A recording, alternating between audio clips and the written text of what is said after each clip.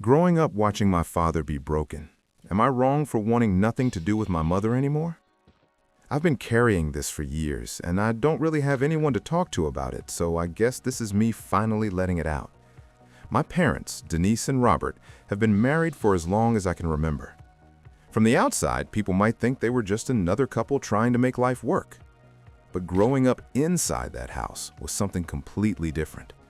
My mother has cheated on my father multiple times throughout their marriage, and it wasn't something quiet or hidden. Over the years, it became something that people in the community whispered about, and eventually something that wasn't even whispered anymore. People talk openly about it. Some of the men she's been involved with were even people my father knew, his friends, his associates, men who would shake his hand during the day and then disrespect him behind his back.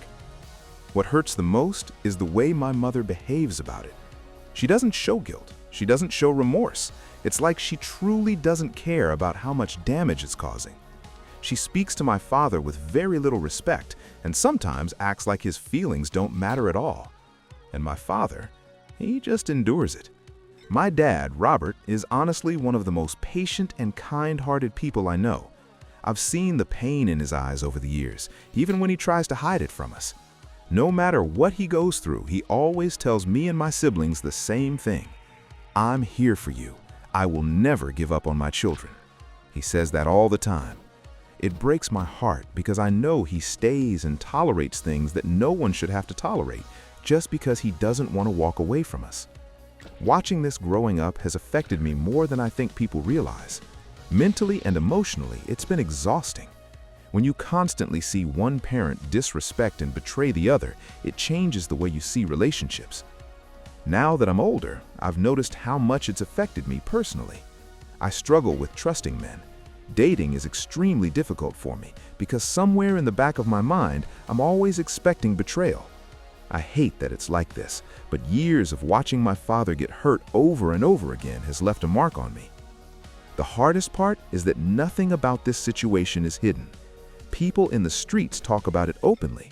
Sometimes I feel embarrassed even showing my face because it feels like everyone knows my family's pain. Lately, I've started distancing myself from my mother, not out of anger alone, but because being around her has become emotionally overwhelming. Every time I see her, I'm reminded of everything my father has been put through and everything it has done to our family. Part of me feels guilty for wanting to cut her off completely, but another part of me feels like I need that distance just to protect my own mental and emotional well-being. So I guess the question that's been weighing on me is this: am I wrong for wanting to distance myself from my mother because of the pain she has caused our family? I love my father deeply, and seeing the way he continues to stand strong for us despite everything is both inspiring and heartbreaking at the same time. I just don't know how much longer I can keep pretending this situation doesn't affect me. I feel stuck between loyalty, anger, sadness, and exhaustion all at once. And honestly, I just want peace. The night I answered a wrong number, and it turned into the strangest week of my life. It started with a random phone call at 1:47 a.m. I remember the exact time because I was half asleep, scrolling on my phone, trying to force myself to sleep for work the next morning. My room was quiet except for the small fan spinning beside my bed. Then suddenly my phone rang. Unknown number. Normally, I never answer unknown numbers that late, but something about it felt urgent. Maybe curiosity got the better of me. So I answered. Hello? There was silence for about 5 seconds. Then a shaky voice said, "Is this Marcus?" "No, wrong number," I replied. Another pause. Instead of hanging up, the voice asked quietly, "Are you sure?" Now that question caught me off guard. Who asks, "Are you sure?" after someone says they're the wrong person? "Yeah," I said, slightly confused. "You must have the wrong number." The person sighed, a long, tired sigh. "Sorry to bother you," they said. "I just really needed Marcus tonight." And then they hung up. I thought that would be the end of it, but it wasn't. The messages. About 10 minutes later, my phone buzzed. Same number. I expected another call, but it was a text. "Sorry again. I know you're not Marcus. I just didn't know who else to talk to." I stared at the message for a while. Part of me wanted to ignore it. Another part of me felt bad. So I replied, "It's okay. Are you all right?" 3 dots appeared immediately, then disappeared, then appeared again. Finally, the message came. Honestly, not really. What followed was one of the strangest conversations I've ever had. This complete stranger started telling me about their week. Apparently, they had just moved to a new city, had no friends nearby, and had gotten into a huge argument with someone named Marcus earlier that night. They said Marcus was the only person they usually talked to when things went wrong. But Marcus wasn't answering. Instead, they accidentally called me. The unexpected routine. That night, we talked for almost 2 hours. Not about anything dramatic or crazy, just life. Work stress, moving somewhere new, feeling lonely. Eventually, we both said goodnight, and I figured that would be the end of it. But the next day, another text.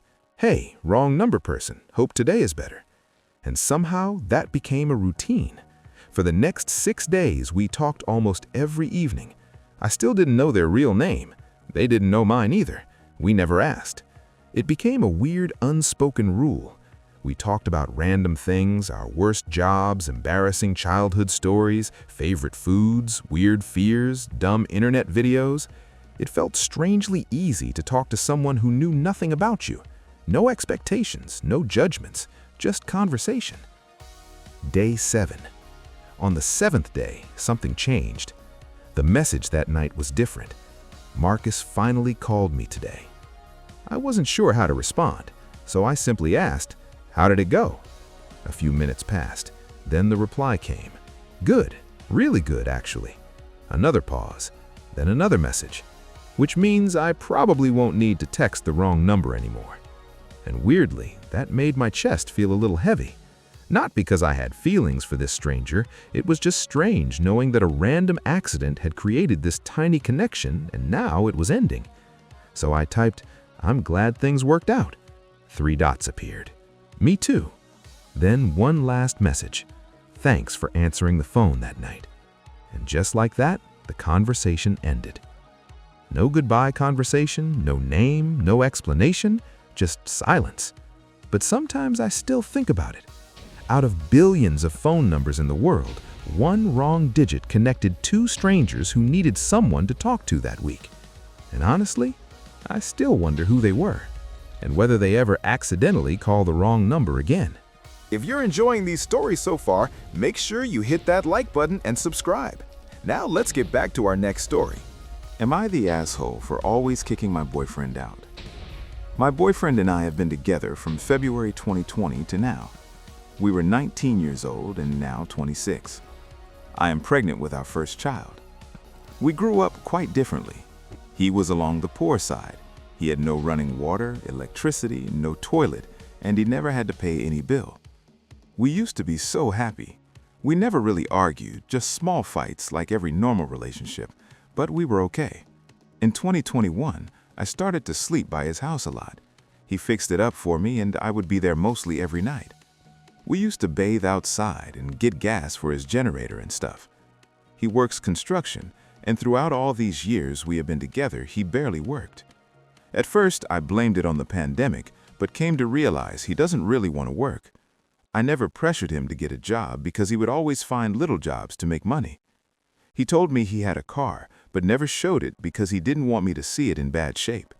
I gave him money to fix the car, but never saw the car. He told me he eventually sold it. I got a car. I use it to go to work and school and let him drop me. He crashed the car and it took forever to fix. I had to get my own money to fix it. We moved into my family home, so my rent wasn't a lot. I never asked him to help pay any bills because I could manage on my own. When I did ask, he would only give a portion of the funds and never the rest. I always managed to get everything under control. He didn't have any documentation.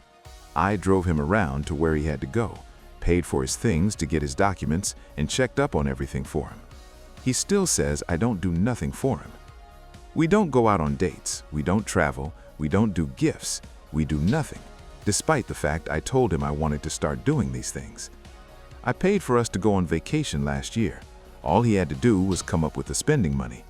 He proceeds to tell me he doesn't think he has enough a day before our flight. I went on the trip myself with my sister later coming. He says he loves me, but I just don't believe his actions. I do think he really loves me. I came to notice that he puts his family before me, which I don't mind, but I tell him sometimes you have to put me first. I have been here when he had nothing. I have bailed him out of jail numerous times because his family doesn't have jobs or don't make enough money. We bought a new mattress together and he burned it, even though I paid for half of it. The car that he owed me, he continues to take it back from me, I guess because he bought it. We have had huge arguments when I try to tell him he needs to go. I pack his things and tell him I don't want him in my house. He doesn't pay bills, he doesn't have a job, so him being around is pointless. Whenever we make up, he throws it in my face that I kick him out with nowhere to go. We always fight over finances. He would give him countless amounts of money because I know when he makes it back, I would get it. He would just go and take the money without asking. He told me to stop working because of the pregnancy. He barely gives money and leaves me home until he arrives with food to eat. Yesterday, we had another big fight. He told me to get $235 and that would be money for me. I never officially took the money but had it laying around. I spent a total of $150 out of the money. He started complaining and I got tired. I decided he needed to leave. He always does this. He started saying he doesn't care if I eat and I don't do nothing for him and that he doesn't want to be around me.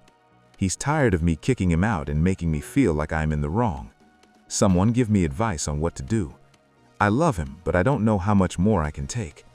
He left last night with his things and still came back to sleep.